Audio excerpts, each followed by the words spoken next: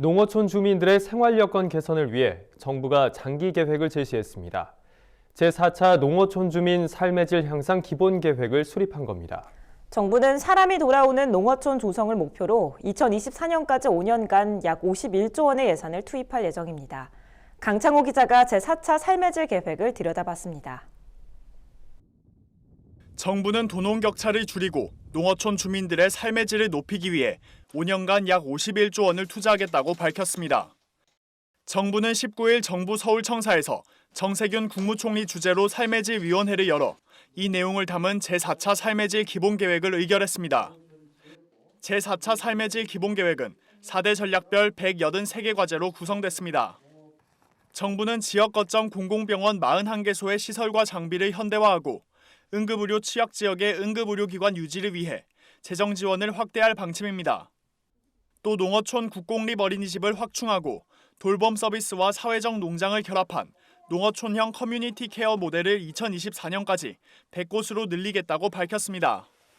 교육 분야에서는 농어촌 학생 통학버스 지원을 확대하고 공공도서관을 매년 30곳씩 확충해 나가는 방안을 추진합니다. 정부는 농어촌 정주 여건 개선을 위해 노후주택 개량 등 주거 환경 개선 사업에 나섭니다. 아울러 100원 택시와 행복버스 등 농어촌형 교통 모델 지원도 확대할 방침입니다. 농촌 경제 활성화를 위해선 스마트팜 등 농어촌 신산업을 육성하고 로컬 푸드 직매장을 확충해 푸드 플랜을 체계화할 예정입니다. 정부는 달성 수준이 미흡한 과제의 경우 개선 방안을 의무적으로 마련하기로 했습니다. 삶의 질 계획의 실효성을 높이기 위해 정책 추진 체계를 개편한 겁니다. 청년 세대가 부족한 인프라 때문에 농업과 농어촌을 꺼리는 일이 없어야 하겠습니다. 교육, 문화, 보육, 주거, 인프라를 획기적으로 늘려서 농어촌 지역 어디서든 국가가 보장하는 최소한의 삶의 질을 누릴 수 있는 환경을 조성하겠습니다. 이날 삶의 질 위원회 개최에 앞서 국회에서 농어촌 삶의 질 향상 계획에 대한 당정 협의가 이뤄졌습니다. 당정의 협의 내용은 삶의 질 기본 계획에 포함됐으며 농어촌 주민의 생활 여건 개선을 위해 여당과 정부가 공감대를 형성했습니다. 기본계획 추진에 필요한 법적, 제도적 정비와 함께 사업 추진과 관련된 예산 확보 역시 적극적으로 지원하도록 하겠습니다.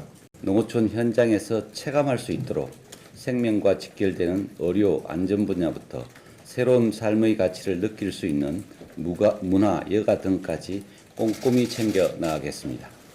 한편 삶의 질 위원회가 개최되기 전 이성희 농협중앙회장을 포함한 민간위원 6명에 대한 제8기 민간위원 위촉식이 열렸습니다.